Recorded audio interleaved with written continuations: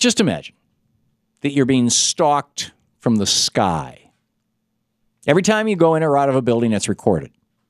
Everybody you talk with, every place you drive or take public transportation, your sky stalker can see through your windows, can read your lips using infrared cameras, can even see if you've lit a cigarette and what type, if you know what I mean.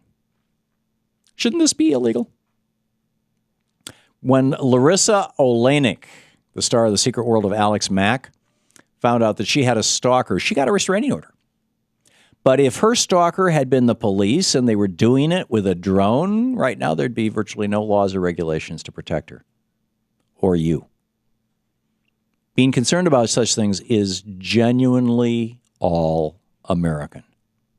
I mean, you could literally say our private concern, well, actually, it would be more of a truism to say our privacy concern started with George Orwell, who ironically was British, with the publication of his book 1984. But the reality, the literal reality, is that modern day American concern about government snooping into our lives goes back before the American Revolution. Thomas Jefferson, back before he was Secretary of State in the George Washington administration, before Washington was president, after the Revolutionary War, when we were operating under the Articles of Confederation and Jefferson was living in Paris, he was communicating in code ciphers, right? Code with his protege, James Madison, about their Federalist political enemies. Jefferson did it again when he became president in 1801, developing an even more elaborate code to communicate with his most trusted aide, Meriwether Lewis. Their concern, him and Meriwether Lewis, was which military officers, most of them leftovers from the John Adams administration, might be reading their mail. The president, thinking these guys might be reading, the military might be reading his mail, or interrogating White House servants.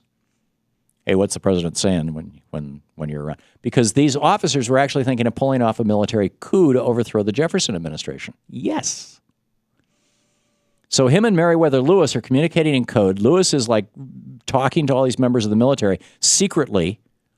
And the result was that Jefferson, on Lewis's suggestion, fired 2/3 of all the commissioned officers in the military and cut the size of the army by over 80%.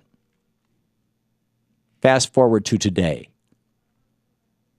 Police helicopters, police trucks that can use infrared to see inside your house, and GPS units cops can attach to your car. In every case, there is a legitimate police use for these technologies, as well as an incredible potential for abuse. Now, the Fourth Amendment, part of the Bill of Rights that Jefferson demanded Madison put into the Constitution as the price of getting Virginia's ratification, is one sentence long. It says, quote, "The right of the people to be secure in their persons, houses, papers, and effects against unreasonable searches and seizures shall not be violated, and no warrants shall issue but upon probable cause supported by oath or affirmation, and particularly describing the place to be searched and the persons or things to be seized." End quote. In other words, they can't spy on you. On you personally, they can't spy on you unless they have enough proof to bring before a judge that you're up to something that's probably illegal. Now, in the case of the police helicopters, the trucks, the GPS units, phone taps, to some extent, both state governments, Congress, and the Supreme Court have brought their use at least into a marginal compliance with the Fourth Amendment. I mean, it's not where I'd like it to be. It's probably not where you'd like it to be. There's big debates about it, but at least there is some law that regulates these things. Not so with drones, at least not yet. And that's why the city of Charlottesville, Virginia, you can stand in Monticello, Thomas Jefferson's home. You can see Charlottesville down, from on top of the hill. That's why Charlottesville did a beautiful thing this week in passing a resolution calling for a ban, for the moment, on information from drones in their skies.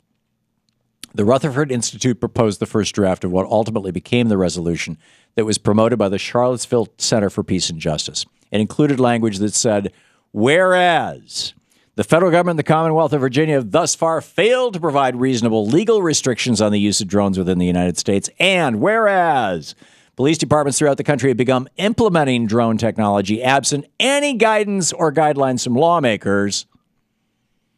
And that's the end of the quote from it. And then I'll paraphrase the rest because it's all in legalese.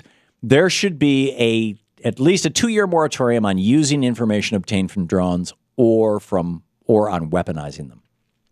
David Swanson points this out in his blog over at the CCPJ site. He says, quote, without proper safeguards, these drones, some of which are deceptively small and capable of videotaping the facial expressions of people on the ground from hundreds of feet in the air, will usher in a new age of surveillance in American society. Not even those indoors, in the privacy of their own homes, will be safe from these aerial spies, which can be equipped with technology capable of peering through walls. End of quote from David Swanson. And that doesn't even include the capability of these police drones to be weapon-equipped, from bullets to nerve gas, or their ability to be hacked, or for their data streams to be hijacked by malicious corporations or weird stalkers or foreign governments. Now, the bottom line is nobody's saying, or very few people are saying, there's no legitimate place for drones in police work in America. They're a heck of a lot cheaper than that helicopter that famously followed O.J. Simpson's car, for example. At the most basic level, they're just an extension of already existing and already used technology. And yet,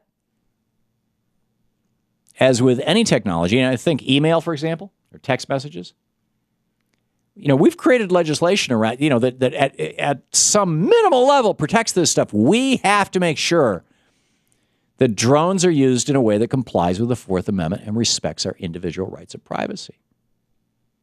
And that's why it's way beyond time for us to be having a national conversation about drones over U.S. skies. And with the help of the CCPJ, Charlottesville has taken this great first step in starting that national dialogue. Oregon now has started a similar debate. In fact, both a Democrat and a Republican have introduced legislation to regulate drones and the data that comes from them to protect individual privacy rights. We all need to be working for solid legislative restrictions on police use of these drones. I'm not saying outlaw them. I mean, but there's a big difference between a police helicopter, flying past your house and a drone, filming you 24/7 for a week, right? We need restrictions on the police use of these drones so that they can help legitimate police work while respecting the Fourth Amendment privacy rights of the rest of us. Sounds like a good idea?